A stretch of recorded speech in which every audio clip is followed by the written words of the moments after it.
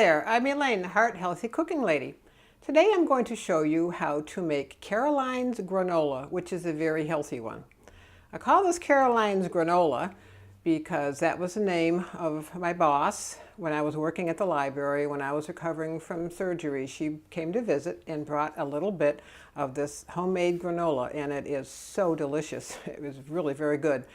And what I really appreciate about it is that she understood my need for fewer carbs in my diet. And so this really does have the fewest carbs I've seen. And I've looked at the nutritional ingredients on a lot of the store-bought granolas. So I thought I'd share this with you because I make it quite a bit. Both my husband and I like it. I thought, what the hey, I'm just going to show everybody how to make Caroline's granola. She says it's her sister's recipe, but I always think of it as Caroline's granola. So here we go. I have cut this recipe down a bit from the rather large one that she gave me because she had more people in her family, I think, than what I do now with just my husband and me. So this is 3 cups of rolled oats. You can also use the quick ones, not the instant and not steel cut or anything like that, but rolled oats. You can see that there's flakes. I put in 1/3 of a cup of raw sunflower seeds, 1/3 of a cup of walnut pieces. You can chop them up coarsely. 1/3 of a cup of raw, unsalted sliced almonds, and 1/3 of a cup of unsweetened coconut. And you just mix this up.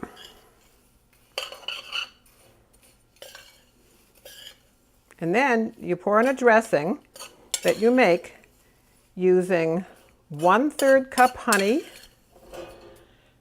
and 3 tablespoons of canola oil, 3 tablespoons hot water. I use hot because it makes everything mix up a little bit easier, and 1/2 teaspoon each of cinnamon and vanilla. And then you mix this up well until it's all evenly coated. Takes a while to mix. Okay, that looks good. And then what you do is you have to have a baking sheet with sides, and you put this on. Now Caroline's recipe called for 2 baking sheets, but since this is like 1/3 of what her recipe makes, I only use 1 baking sheet. You put all that in there. And you spread it around.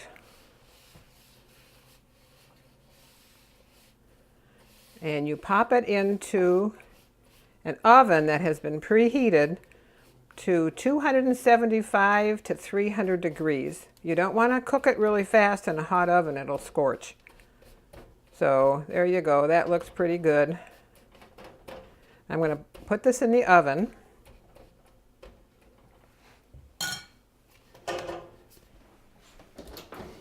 And I'm going to set the timer for 15 minutes. You have to stir it every once in a while, and I do that the first time after 15 minutes. And then after that, it's like every 10 minutes or so, and then you get into smaller time increments. But you really have to be careful because once it starts to brown, it's going to cook really, really fast, and you don't want to scorch it. So you have to stir it, and you have to watch it and see that it doesn't burn. I will see you in 15 minutes. Okay, it's been just about 15 minutes, so I'm going to take this out of the oven, give it a stir.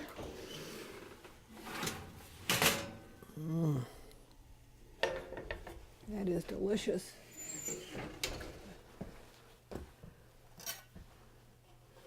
See, it hasn't browned at all, but you still need to stir it around. Give the bottom stuff a chance to come to the top. Spread it out again here. Put it back in for another 10 minutes.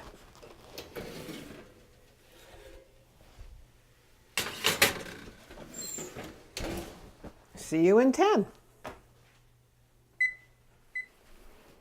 Okay, so it's been 10 minutes. I'm going to check again.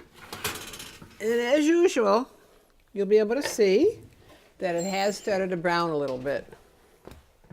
At this point, you can smell it cooking. It smells very good.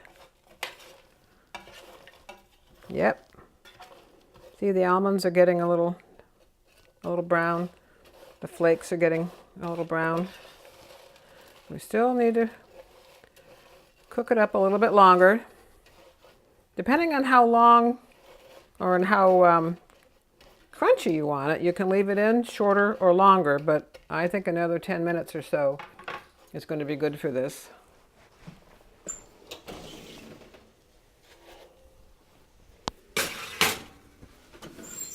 So, see you in 10. Okay, so it's been 10 more minutes. This is a total of 35 now.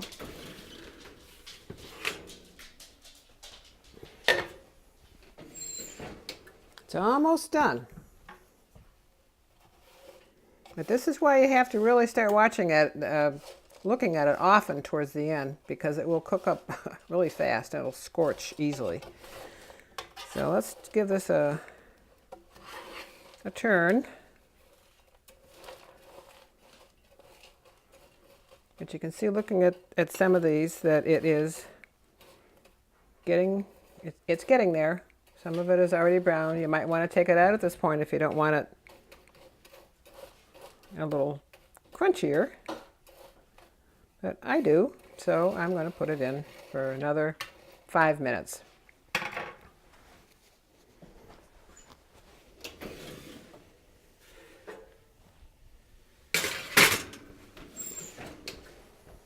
Okay, see you in 5. It's been 5 more minutes. Let's see what this looks like. Ah, see? This is nice. Nice and golden. The almonds are golden. The flakes are golden. This is done. So but like I said, you may find in making this that you want to leave it in a little bit longer, but this is done for me. So I'm going to put this over to cool off, away from the heat. Let it cool for a little bit here. If you decide you want to try some other kinds of flakes like rye or whatever, go ahead. Also, you might want to put some pumpkin seeds in. I've just found that my favorite so far are the sunflower seeds and the almonds and the walnuts and the coconut. If you were going to do something like put raisins in, I discovered the hard way that you don't want to put them in when it's actually baking, because they became little tiny blackened briquettes. So what I do when I want to have raisins with my granola is I just put them in when I eat it. So it also makes a very nice little snack to have some of the granola with a wee little spoonful of the mini chocolate chips sprinkled on it and just a few raisins. Oh, so good.